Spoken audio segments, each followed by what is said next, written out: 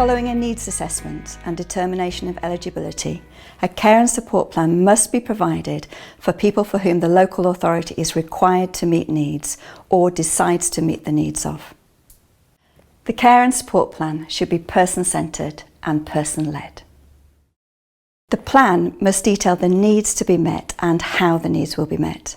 It links back to the outcomes that the adult wishes to achieve in day-to-day life, as identified in the assessment process and within the wellbeing principles of the Act. This should reflect the individual's wishes, their needs and aspirations, what's important to and for them where this is reasonable. This process is central to the provision of person-centred care and support that provides people with choice and control over how their needs will be met.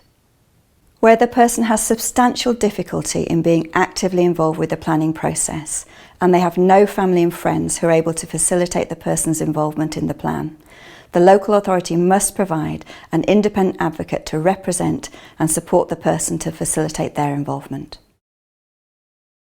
This is what people say good care and support planning means to them. The process from assessment through to review is transparent and clear, and I know what to expect and when to expect it, and people do what they say they will do. So what does this mean in practice? Assessments will lead to clear outcomes that, when achieved, will change the person's life for the better, but not service prescriptions. Outcomes are based both on needs and aspirations and what matters to the person, not just needs. Outcomes are written in a really clear way that everybody can understand.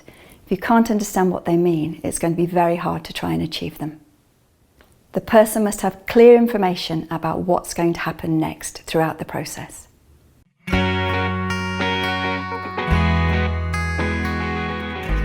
Once the person knows what their needs and outcomes are following the assessment, the next stage is to decide who supports them to do their care and support plan.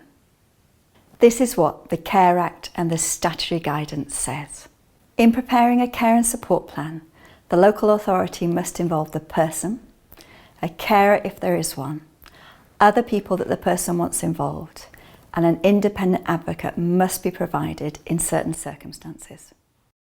The local authority may authorise a person to prepare the care and support plan jointly with the local authority. The local authority might provide information and resources in order to facilitate this. The guidance states the approach should be flexible, holistic and encourage innovative forms of care and support. It should avoid lengthy processes, restrictive lists of what can be purchased and placing undue pressure on the person with excessive quality control. Care and support plans should be completed in a timely fashion, proportionate to the needs to be met, ensuring that sufficient time is taken appropriate to meeting the needs in question. This is what people say good care and support planning looks like. If I need help to plan, I can choose who supports me to plan and put the plan into practice. People who support me to plan have a flexible, open, honest, positive, solution-focused attitude. I am trusted to write my own care and support plan with whatever help I may need. I can involve friends and family if I choose. I have all the information I need to plan when I need it in an accessible way, including signposting to what is available locally. Under the Care Act, the local authority has a duty to involve the person. They must make a judgment about whether the person will experience substantial difficulty in being able to be involved.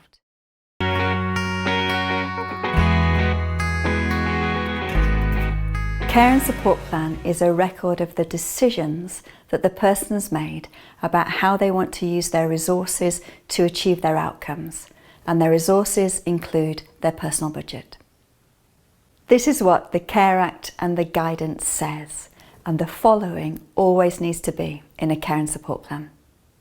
The needs that are identified at the assessment, whether and to what extent the needs meet the eligibility criteria, the needs that the local authority is going to meet and how it intends to do so, the individual's desired outcomes that require care and support, the personal budget, information and advice on what can be done to reduce the needs in question and to prevent or delay the development of needs in the future, whether some or all of the needs are being met through a direct payment, it needs to include the amount and frequency of the payments. When the plan is completed, the local authority must give a copy of the plan to the person, the carer, and an advocate if they're involved, in a way that's accessible to the person.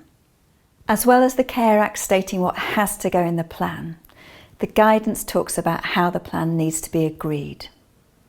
This is what the guidance says about the plan being agreed or signed off. The care and support plan should be signed off when the person and the authority have agreed on the factors within the plan, the personal budget amount, and how the needs in question will be met. The guidance says that responsibility for sign-off should take place at the most appropriate level.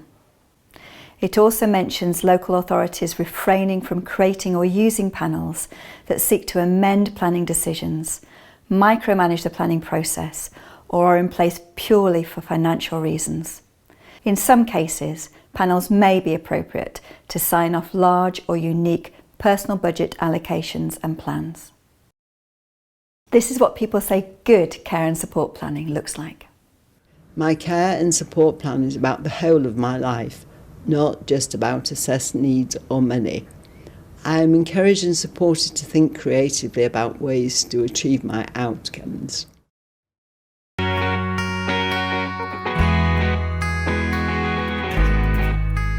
The person-centred review is an opportunity to pause and reflect, to take stock, to look at what's working and not working, and decide what the person wants to do next. This is what the Care Act and the statutory guidance say about reviews. The guidance says that a review helps to identify if the person's needs have changed and whether the plan is enabling the person to meet their needs and aspirations. Reviews must not be used as an arbitrary way to reduce a care and support package. There should be a range of review options available, and these may include self-review, peer-led review, reviews conducted remotely, or face-to-face reviews with a social worker. The review process must involve the person the plan is intended for, the carer where feasible, and an independent advocate in the circumstances specified in the Act. The guidance says that the first plan review should be initial light touch review of the planning arrangements, taking place about 6 to 8 weeks after the plan's been signed off. The light touch review should also be considered after a revision to an existing plan. It's an expectation that authorities should conduct a review of the plan no later than every 12 months, or more frequently where risks are higher or the person's needs change progressively. When the individual has chosen to take a direct payment, this should be reviewed within the first 6 months. This is what people say good looks like in relation to care and support planning and review. My review is person-centred, focused on me and my life, my outcomes and what is working and not working, not just the money. Through my review, I can contribute my views to improving the system as well.